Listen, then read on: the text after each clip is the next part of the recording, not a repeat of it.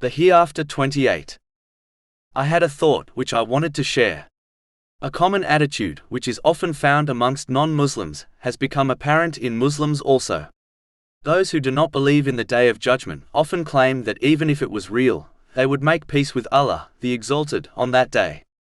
Unfortunately, this attitude has also affected many Muslims who turn away from practically preparing for the Day of Judgment, which involves using the blessings one has been granted in ways pleasing to Allah, the Exalted, as outlined in the Holy Quran and the traditions of the Holy Prophet Muhammad, peace and blessings be upon him, and simply claim that they will make peace with Allah, the Exalted, on Judgment Day.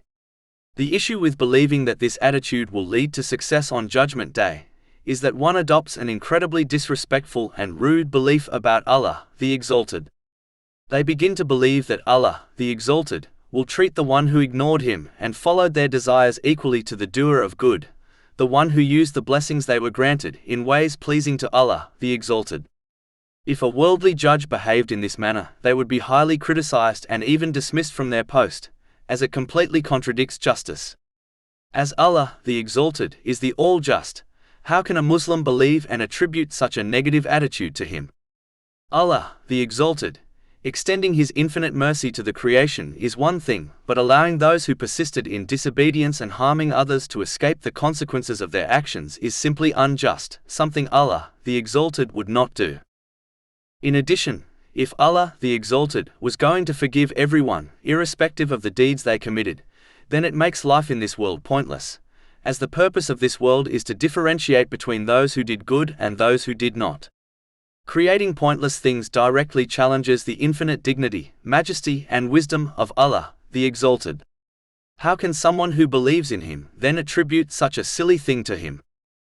To conclude, a Muslim must never be fooled by the false belief that they will make peace with Allah, the Exalted, on Judgment Day. The place of actions is this world, whereas Judgment Day is only the place of consequences. Therefore, one must prepare for these consequences by using the blessings they have been granted in ways pleasing to Allah, the Exalted, as outlined in the Holy Quran and the traditions of the Holy Prophet Muhammad, peace and blessings be upon him. Chapter 30 Ar-Rum, verse 57. So that day, their excuse will not benefit those who wronged, nor will they be asked to appease Allah. And chapter 45 Al-Jatiyah, verse 21.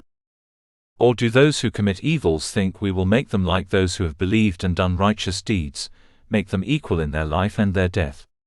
Evil is that which they judge, i.e. assume.